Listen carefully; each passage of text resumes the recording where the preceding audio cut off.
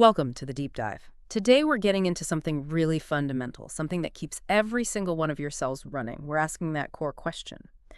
How does your body take the fuel you give it, say a single glucose molecule, and get every last drop of usable energy out of it? How does it become ATP, that universal power source? We are talking about biological oxidation.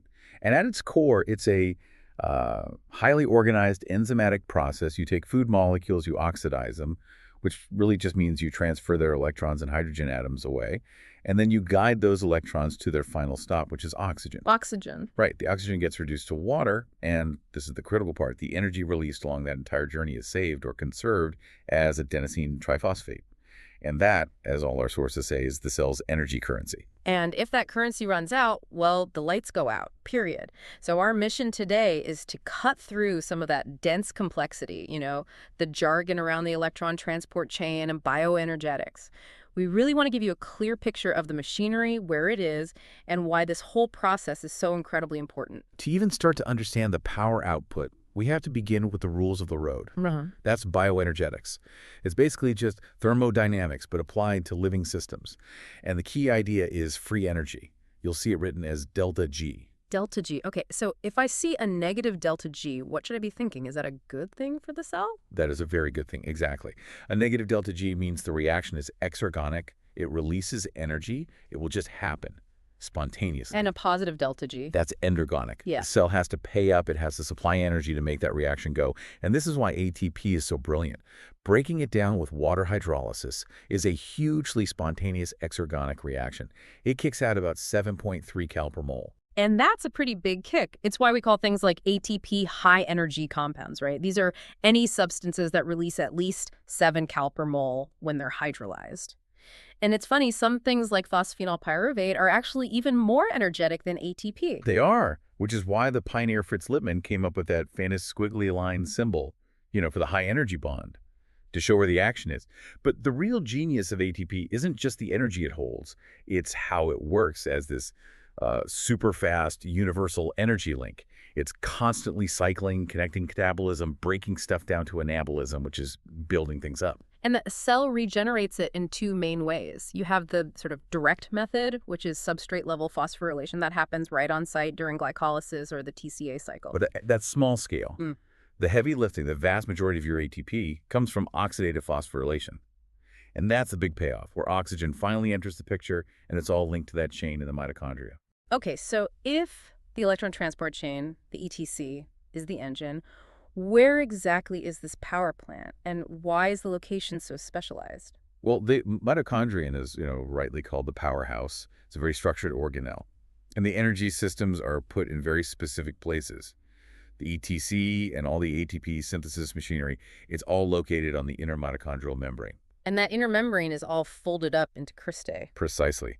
That dramatically increases the surface area. It's like the cell is trying to cram as many of these little engines into one space as it can. And the matrix, the space inside that membrane, is where all the fuel prep happens, things like the TCA cycle and breaking down fats. But back to the ETC, how do those electrons actually start to flow? What gets them moving? You need to set up a kind of electrical pressure. And that's where something called redox potential, or E0, comes in. Oxidation is just losing electrons. Reduction is gaining them.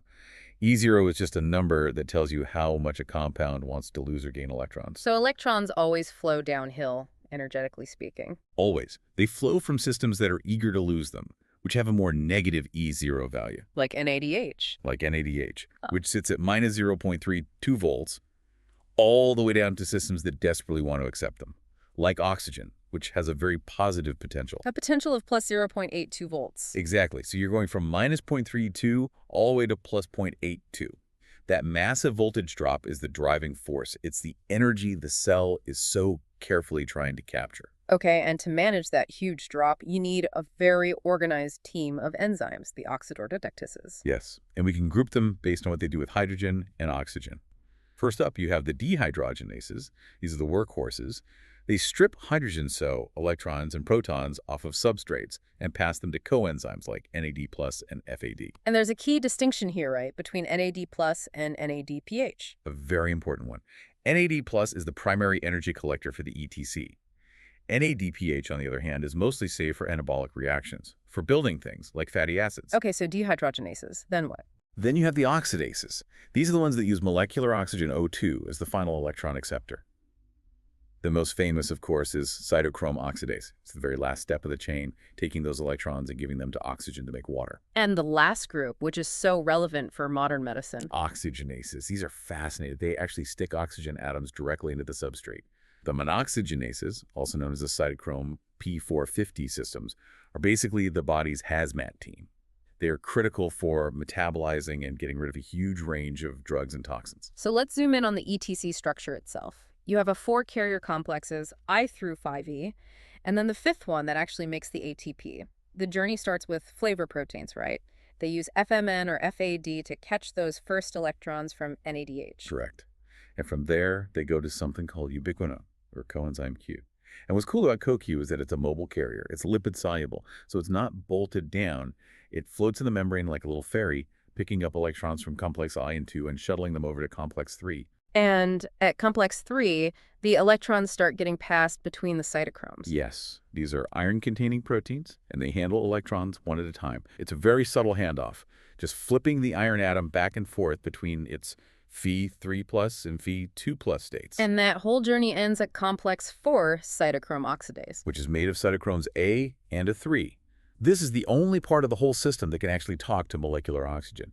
It even needs copper to do its job, which is unique. It performs that final, vital step of reducing oxygen to water. And all of this careful, organized electron transfer leads us to the big payoff: oxidative phosphorylation.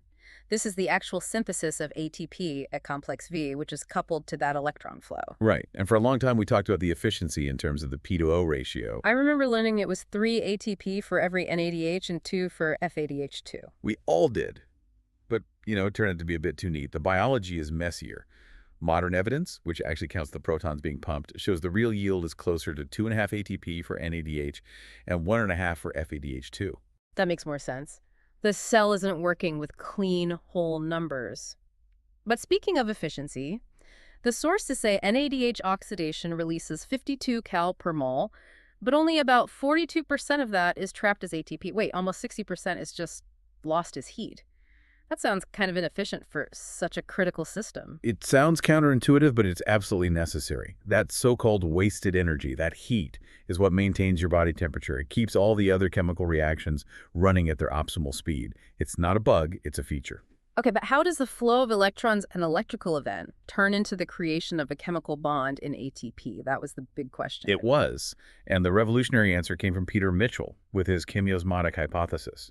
Mitchell realized the complexes weren't making ATP directly. What they were really doing was acting as powerful proton pumps. As the electrons flow past, they provide the energy to physically pump protons, H+ ions, from the matrix across the membrane into that little inner membrane space. So you're building up pressure, like a dam. You're creating a cellular battery. An enormous electrochemical gradient. That's exactly it. And this is where it gets really amazing, right? Connecting that pressure to the actual work. The ATP synthase at complex V is the turbine in that dam. Paul Boyer's rotary motor model. It is arguably the world's smallest molecular motor. The F0 part is stuck in the membrane. It's the channel. The protons, driven by that huge gradient, rush back through it. And that influx of protons causes the central stalk, the gamma subunit, to physically spin. So rotate, yes. And that rotation is everything. That spinning shaft literally forces the other subunits, the beta subunits, to change their shape. They cycle through 3 conformations: loose, tight, and open. So ADP and phosphate bind in the loose state. The rotation forces them into the tight state, which is so constrained it mechanically creates the ATP bond. And then the next turn pops it open and releases the brand new ATP. And it just keeps going, cranking out 3 ATP for every single revolution. It's just an awe-inspiring piece of molecular machinery. Now, there are some important caveats to this whole system.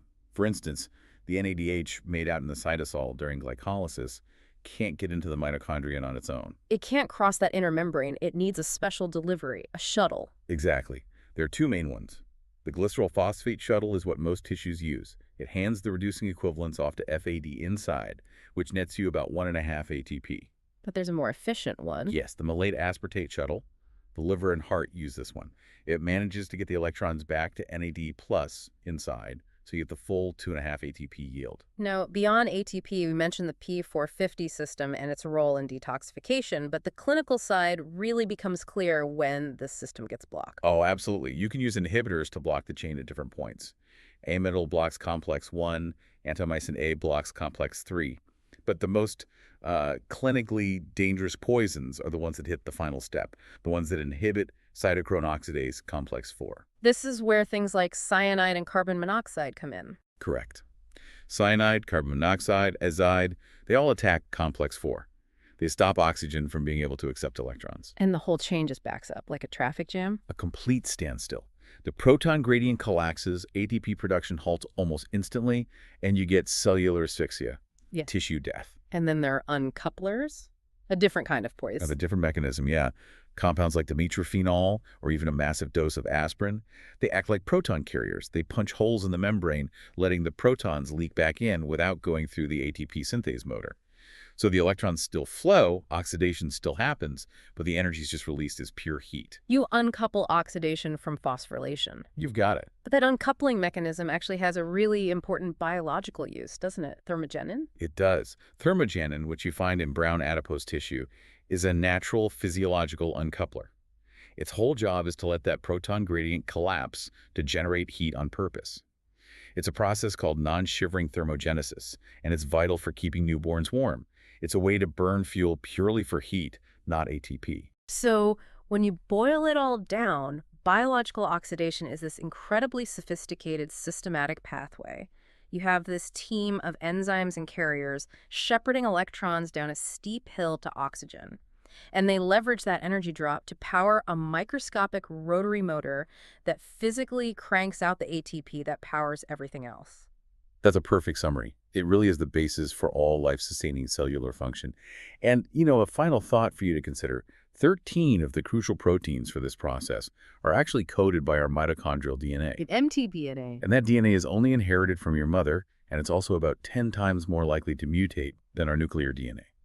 So given that a failure in this one energy pathway can cause such specific devastating diseases, like Leber's hereditary optic neuropathy, which causes blindness, how might a better grasp of this maternal energy link change how we diagnose and maybe even treat these inherited energy disorders in the future? Something to mull over as you appreciate the power that's coursing through your cells right now.